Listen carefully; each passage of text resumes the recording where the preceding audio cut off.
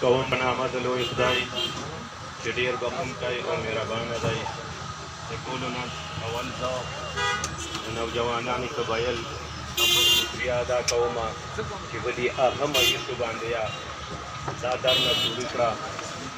د ټولو سیاسي پارټیو ملګرو شکریه ادا کوم چې وطن په وطن دلته راځي او په دغه قومي غم کې شریکېږي. د میډیا ملګرو شکریه ادا کوم چې دوی خپل فرض دلته ادا کوي. د قومونو د مختلفو قومونو د شینواري د خخیل د شلماني او بیا داسې د کوکي خیل او د نورو قومونو شکریه ادا کوم. ګرانو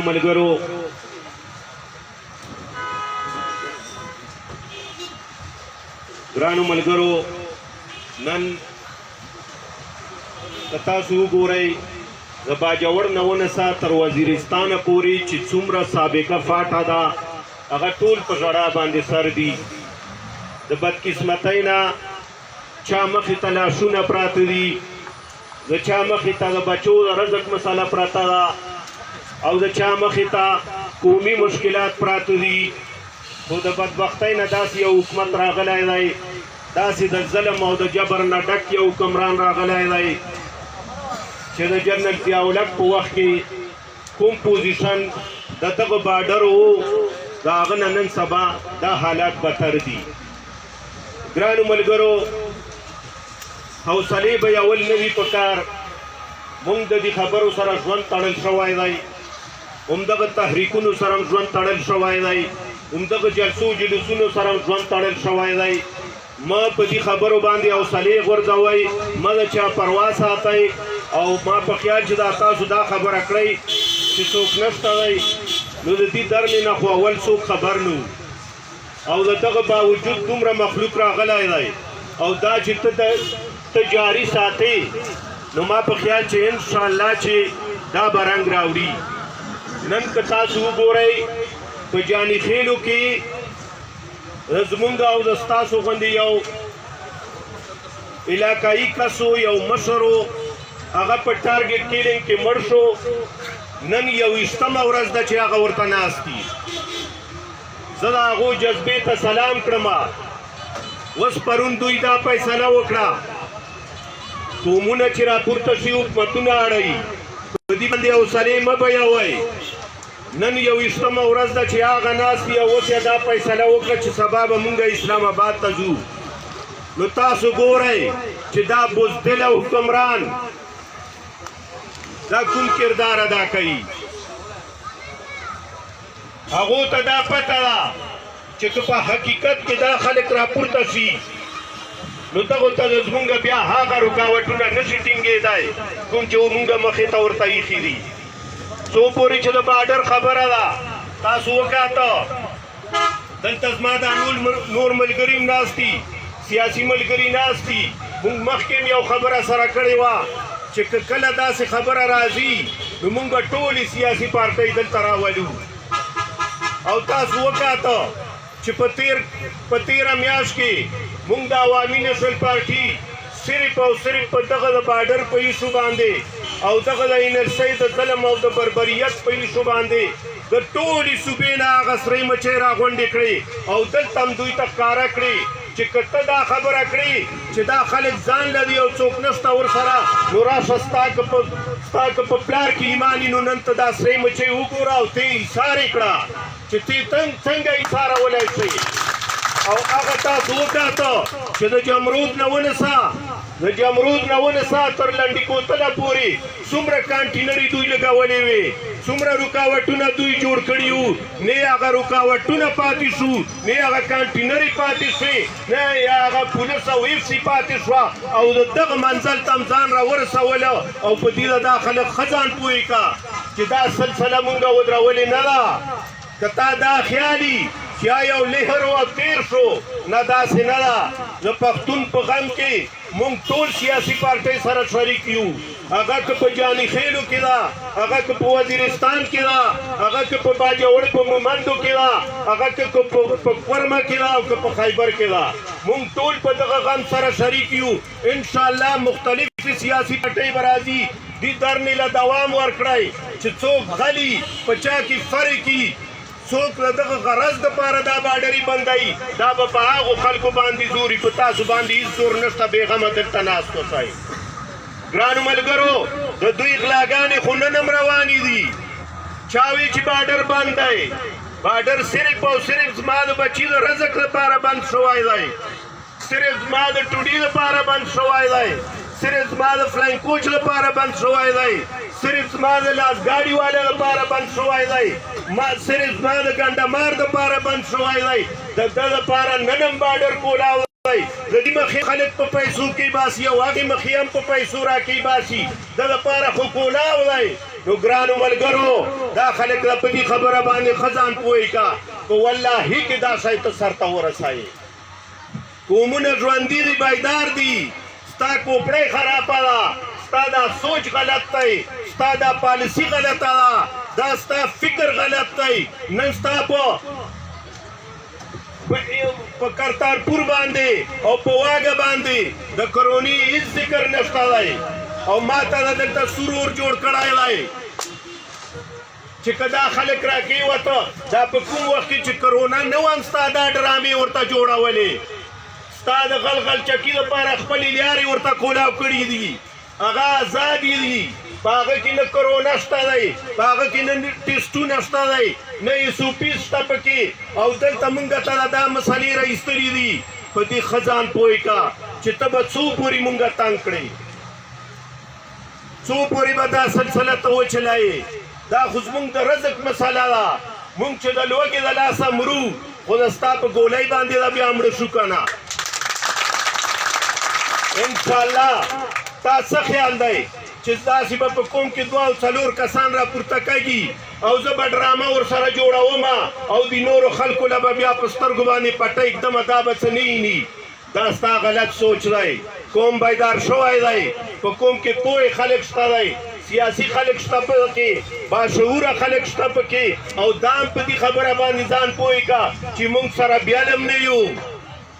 موږ بیل نه یو. که ته د خیبر نه ونیسه، د باجوړ نه ونیسه، موږ د وزیرستانه پورې، موږ چې په بله ورځ د وزیرستان په غم کې شریکېدی شو او د دې ځای نه ونه ورتلی شو. ولې د وزیرستان رونه به ماله دلته نه راځي په غم راځئ کې؟ راځي به راله، راځي به راله. ستا دا ظلم او بربریت که دومره زیات شو، مونږ په دې باندې مجبوره دي، دا قومونه دا په دې باندې مجبوره یي چې دا به اتفاق کا او د ستا خلاف د بغاوت اواز پورته کوي. دا قومونه دومره مه مجبوره کوه چې ته د دغه ځای نه د روپو بورۍ ډکوې او هلته بنګلې او محلونه په جوړوې او زه د خپل بچي نه 200-400 روپۍ ماښام له ګټمه، رزق وله راوړمه، بله به هېڅ ذریعه نشته دی. ته په ما باندې هغه بندول غواړې. والله چې دا د سر ته ونه رسي، واللهي که دا سلسله ته سر ته رانه ورسوې. دا تا ته چا ویلي دي؟ ته به څو پورې دا غلطې پالیسۍ جوړوې؟ نن ټوله دنیا په تا باندې خبره شوې ده. ستا کې چې کومه غلا روانه ده، ستا کې چې کوم کرپشن روان دی، ستا کې چې کوم په نورو ملکونو کې مداخلت سلسلې ستا روانې کړي دي، ته څه یې چې دا ټوله دنیا اوده پاتې ده، دا ټول خلک اوده پراته دي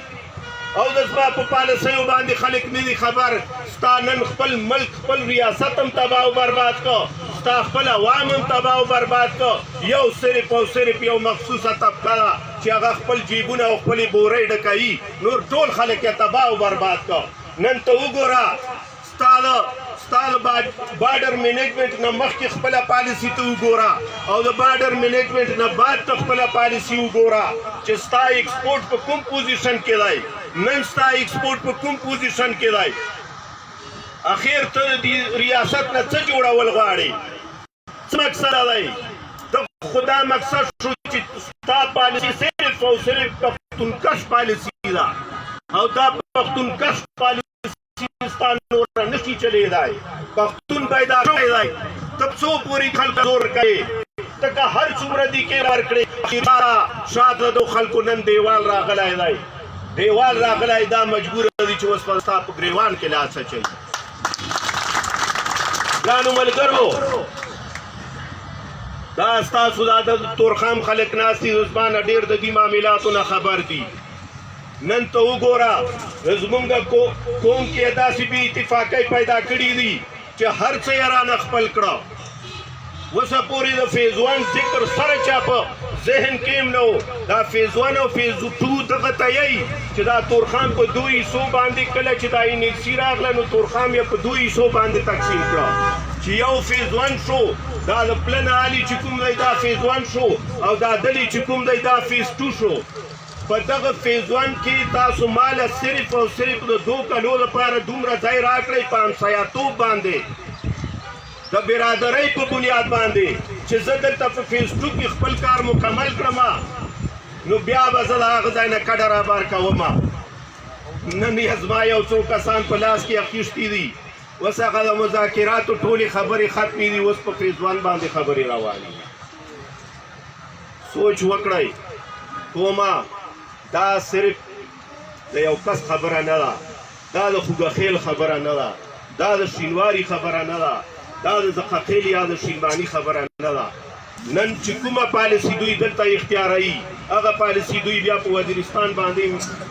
لاګو کوي هغه پالیسي بیا په نورو ځایو باندې دوی لاګو کوي پخې ټینګې ورته ولګوئ دا هغه بزدله خلک دي دوی په کونو کې غلا پرته ده انشاءالله موږ صفا سوتره خلک یو دا زموږ وطن دی دا خاوره ده دا ملاکه ده انشاءالله چې ته په یو طریقه باندې موږ د دې ځمکې نه بې دخل کولی نه شئ دا باډر به وي د ستا هغه پلار به یې هم راته کولاوئ که نن نه وي میاشت پس پې کولاوئ که میاشت نه وي 2 میاشتې پس پې کولاوئ او که نه یې کولاوئ تر هغه پورې به دا ځوانان دلته ناست وي چې څو پورې ته په کولاوېدو مجبوره شوی نه ګرانو ملګرو زه یو ځل بیا د دغو ته دا مطالبه کړم چې ستاسو په خپلو پالیسیو باندې نظرثاني وکړئ افغانستان د زمونږ رور دی افغانستان سره زمونږ پټکای شریک دی هغو سره مونږ څادر شریک دی هغو سره مونږ نسل شریک دی ته مهرباني وکړه چې مونږ په خپل حال باندې پرېږدئ ستا چې کوم طریقه کار دی د دو ریاستونو کوم طریقه کار دی هغه کې مونږ مداخلت نه کړو ځکه چې مونږ د دغه ریاست شهري یو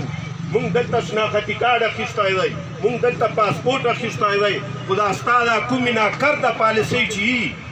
او ته ما د دغو خلکو نه په زور باندې په دې بنیاد باندې هم بندوي چې ته به هلته د چا سره دعا سلام نه ساتې نو ګرانو ملګرو ما مخکې هم دا ورته ویلي وو چې اوبه په ډانګ باندې نه بېلګي که دا یا سترګه ده ژاړي او که بله ده خاندي مونږ به همدغه رابطې ساتو همدغه تګ راتګ به ورسره ساتو همدغه رشتې به ورسره بهر ساتو ته څوک یې چې ته به په مونږ باندې بدلایي ګرانو ملګرو زه یو ځل بیا د ستاسو ټولو شکریه ادا کوم انشاءالله دا سلسله به جاري چې هر څوک دلته موجودي هغه دلته حاضرۍ کړئ که مونږ موجود یو مونږ به هم رادرومو خو دا ځوانان راوتلي دي دا اوس ته واپس کېدو په پوزیشن کې نه دي دا به دلته ناست دي خپل طریقه کار یې جوړ کړی دی چې د دې ټیم نه دې ټیم پورې به دا در نه او روانه به وي او انشاءالله مونږ یې مکمل سپورټ کړو زه د عوامي نشل پارټۍ د طرفه د دغه درنې مکمل سپورټ کړم انشاءالله چې د کوم حده پورې د زموږ وس دس کېدی شي د دغو مرسته او ملګرتیا به کړو احسان ځکه نه پکړو چې د خپلو بچو د رزق غم کړو د چا دپاره یې نه کړو نو ګرانو ملګرو هر سړی په خپل ګریوان کې سر ټیټ کړئ دا د زموږ او د ستاسو د بقا جنګ دی او دا د بقا جنګ دوه خبرې یا به یې بیاوئ او یا به یې ګټئ که بی هم کړه ژوند هم بی کړه او که وم ګټله ژوند هم وګټله نو ګرانو ملګرو را میدان ته شئ د دې خبرو پروا مه ساتئ چې پلانی را سره شته او پلانی را سره نشته دی تاسو ټول چې را سره یئ مونږ ټول چې تاسو سره یو دا ټول چې سره یو یو هېڅوک هم تاسو له مخې له نشي راتلی مونږ به خپله سلسله جاري ساتو مونږ حوصلې هم بلندې دي انشاءالله په مونږ کې دا جرأت هم شته دی او دا سلسله چې تاسو څو پورې روانه یي د دغه دپاره به د سیاسي پارټو خلک هم رادرومي زه به هم راولم نورو پارټو سره به هم زه خبره کړم چې ټول وطن په وطن خپل مشران راولئ او دا کرتوت